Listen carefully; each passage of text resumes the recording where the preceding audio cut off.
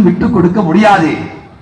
நீதிமன்றம் அது குரங்கு போன்று 3 பாக பிரிவினையாக பிரித்து வைத்திருக்கலாம், அல்லது அது அபகரித்து கொடுத்திருக்கலாம்.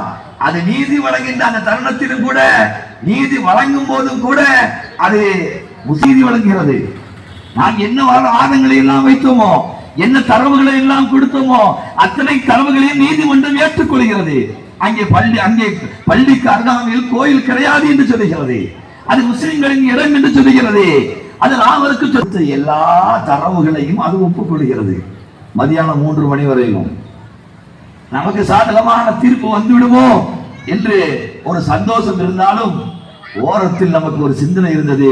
இங்கே ஆளுவது, இந்த தேசத்தை ஆளுவது குள்ள நரிகள் கூட்டம் அல்ல, அது அவைகளை விட மோசமான கூட்டம். ஒருபோதும் அப்படியான ஒரு தீர்ப்பை அவர்கள் வழங்க மாட்டார்கள் என்ற நம்பிக்கை உள்ளத்தின் ஓரத்தில் இருந்தது. அதுதான் பலித்தது. எல்லா தரவுகளையும் ஏற்றுக்கொண்டு, எல்லா தரவுகளையும் நீதிமன்றம் ஒப்புக்கொண்டு விட்டது. ஆனால் தீர்ப்பு மாத்திரம் எங்க இந்த தேசத்தில் கலவரம் எடுத்து விடுமோ என்ற அச்சத்தில் ஒரு தரப்புக்கு சாதகமாக வழங்கியது. அன்று அப்படி வழங்கியதன் விளைவுதான்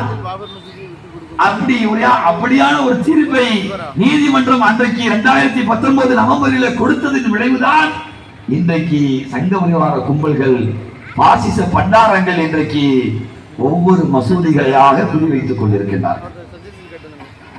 அஜ்மீர் தர்கா மிகப்பெரிய இந்த தேசத்தில் மிகப்பெரிய சமத்துவத்தையும் சமாதானத்தையும் மனித நேரத்தையும் இன்றைக்கு வரையிலும் கொடுத்துக் கொண்டிருக்கிறது. மத்திய அரசாங்கத்திலிருந்து ஒவ்வொரு ஆண்டுதோறும் அஜ்மீர் தர்காவுடைய கந்தூரிக்கு, அந்த விழாவுக்கு பச்சை போர்வை என்று சொல்வார்கள். அந்த மக்பராவில், அதாவது அந்த கபரில் விரிப்பதற்கு